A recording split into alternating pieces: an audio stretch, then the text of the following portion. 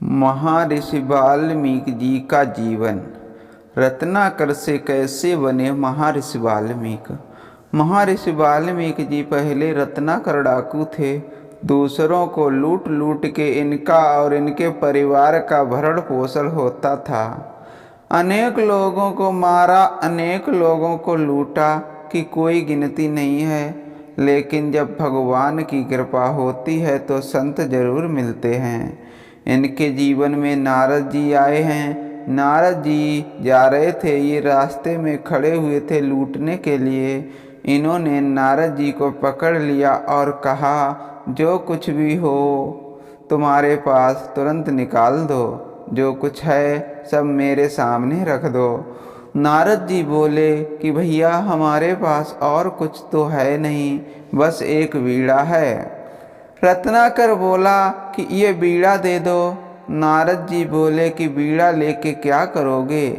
रत्नाकर बोला कि मेरा स्वभाव है, जिसे पकड़ता हूँ कुछ न कुछ जरूर लूटता हूँ। अब और कुछ नहीं है तो बीड़ा ही दे दो, आपकी बीड़ा को बाजार में बेच दूंगा। नारद जी बोले कि लूटना है तो असली धन लूटना, जो कोई किसी से छीन नहीं सकता है। रत्नाकर बोले कि ऐसा कौन सा धन है। नारद जी बोले, वो धन है परमात्मा का नाम, नाम रूपी धन है। मेरे से तू नाम ले ले, क्योंकि जिसके पास ये धन आ गया उसे फिर कुछ नहीं चाहिए। वाल्मीकि जी बोले कि मुझे नाम बाम नहीं चाहिए, तुम बीड़ा दे दो। गुरुदेव कहते हैं कि जितना आपके जीवन में पाप बढ़ेंगे उतना तो हमारी बुद्धि जरूर खराब होती है। आपको किसी संत महात्मा की अच्छी बात भी बुरी लगने लगती है, हमारी बुद्धि विनिष्ट हो जाती है। नारद जी ने अच्छी बात कही, लेकिन वाल्मीकि जी को वो भी बुरी लगी। नारद जी बोले कि बेटा, मैं बस तुझसे इतना जानना चाहता हूँ कि तू ये पाप क्यों कर रहा है, क्या सिर्फ अपने लिए कर रहा है। वाल्मीकि जी बोले, नहीं महाराज, ये सब तो मैं अपने परिवार के लिए कर रहा हूँ, अपने परिवार का पेट भरने के लिए ये सब गलत काम करता हूँ। नारद जी ने कहा, अब ये बताओ, जो तुम गलत काम कर रहे हो इसके पाप का फल तू अकेला भोगेगा या सारा परिवार भोगेगा। क्या तेरे परिवार वाले तेरे पाप में हिस्सेदार बनेंगे।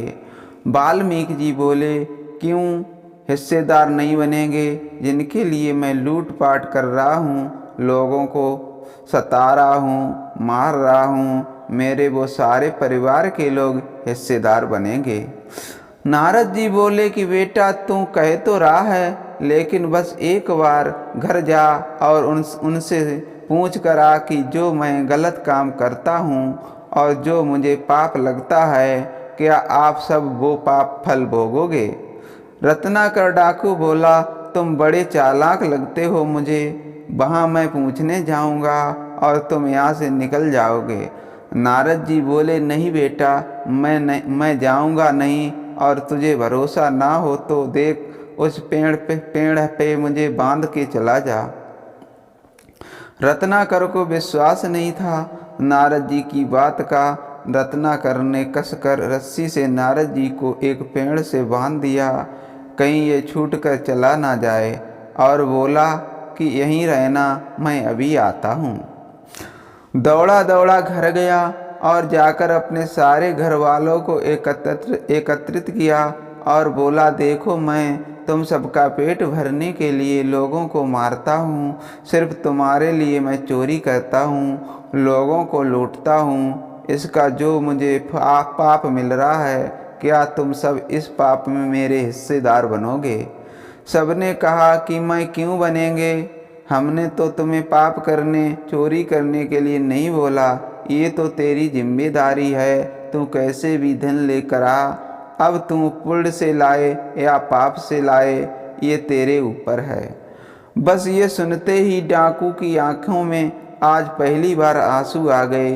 अरे, मैं तो ये सब अपने परिवार के लिए कर रहा हूँ, लेकिन मेरे परिवार वाले मेरा ही साथ देने को तैयार नहीं हैं। उस डाकू की आज आंखें खुल गई हैं, दौड़कर नारद जी के चरणों में गिर गए हैं और क्षमा मांगी।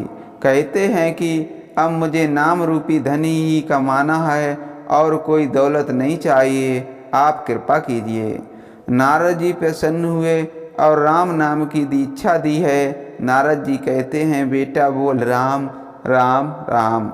रत्नाकर डाकू से राम नाम लिया नहीं जा रहा है, क्योंकि रोज लूटपाट करता था तो राम का नाम बोला ही नहीं गया।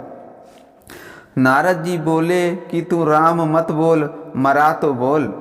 रत्नाकर बोला, हाँ ये आसान है, मरा मरा मरा। और बस उसी समय से मेरा मरा मरा जपना शुरू कर दिया। उल्टा नाम जपत जग जाना, वाल्मीकि भय ब्रह्म समाना। वाल्मीकि जी ने उल्टा नाम जपकर उस परमात्मा को पा लिया। ये नाम की महिमा है। और रत्नाकर डाकू से महर्षि वाल्मीकि जी बन गए और आदि काव्य लिखा। जय जय सीताराम।